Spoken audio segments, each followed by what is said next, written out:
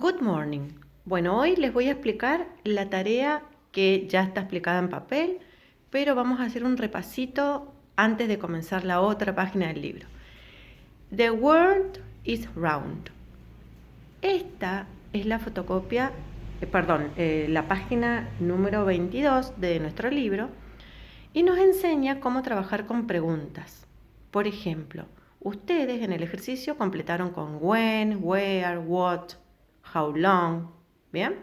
Y los verbos que están en la pregunta, fíjense, el verbo de la primera es start, pero miren la respuesta, no es start, es started.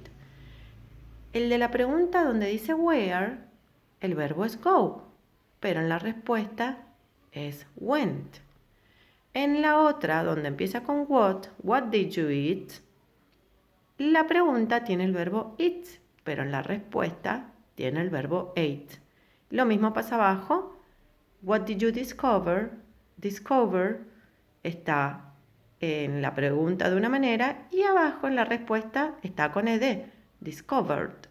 ¿Qué significa esto? Que cuando hacemos una pregunta siempre le ponemos did, en este caso, y el verbo siempre va infinitivo, o sea que se trabaja con el verbo que nos dan, entre paréntesis, ¿sí? En el momento que tengan que completar, ya saben. Pero, ¿qué pasa? En las respuestas afirmativas los verbos cambian. Miren, si en la pregunta está bring, ahí no se nota bien la B, pero ahí dice bring. En la respuesta van a poner brought. Si en la pregunta dice take, en la respuesta van a poner took. ¿Entendido? Vamos a arreglar ese verbo porque no se ve la B para que después no se confundan. Miren, ahí lo arreglo. Ahí está. Me salió media porque estoy escribiendo con la otra mano. Bueno, entonces, por favor, tengan muy en cuenta eso. Miren, en la pregunta va el infinitivo, start. En la respuesta siempre van pasado, started. Go, en la pregunta, went, en la respuesta. Eat, en la pregunta, ate, en la respuesta. ¿Por qué pasa esto? Porque hay una regla que dice que en las preguntas el verbo siempre va en infinitivo, pero en las respuestas, cuando armamos una oración afirmativa o hacemos respuestas a when, where, what, por ejemplo, o how long, siempre el verbo va en pasado. ¿Bien? Cuando hacemos respuestas cortitas, antes hemos trabajado con preguntas que empiezan con did. Esas sí son de respuestas cortitas. Por ejemplo, did you go to school yesterday? Yes, I did. Did you go to the park yesterday? No, I didn't. Esas son respuestas cortitas, pero acá no podemos hacer eso. ¿Por qué? Porque tenemos que contestar dónde, tenemos que contestar cuándo. Esa es la diferencia. Bueno, van a ver varios verbos en la próxima página, que es la 23, y tienen que leer un texto sobre Vikings. ¿Se acuerdan de Vikings? ¿Han visto alguna vez la serie de vikingos en la tele? Bueno, es una historia sobre ellos. Y hay varios verbos, por ejemplo, died, established, traveled, killed, ¿bien? Returned y brought. Todos los verbos que terminan con ed son verbos regulares.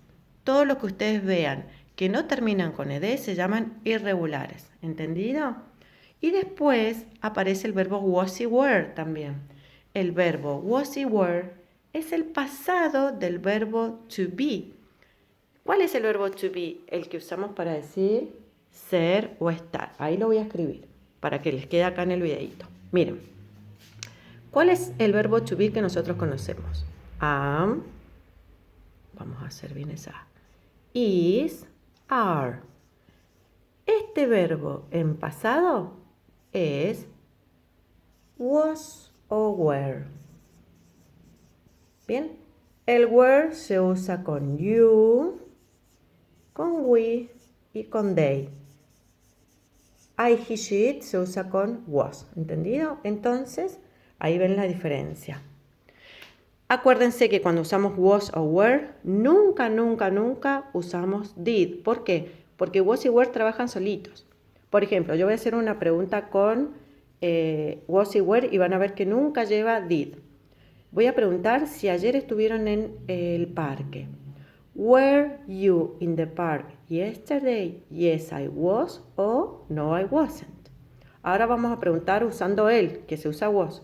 Was he in his house last week? Yes, he was. Bien, acá el did no aparece. Cuando vean was y were, trabaja solito. Se trabaja solo con ese verbo. En cambio, todos los otros verbos, todos, necesitan el did. Bueno, listo. Nos vemos en otra clase. Espero que hayan entendido y guarden este videíto porque nos va a servir para la unidad 2.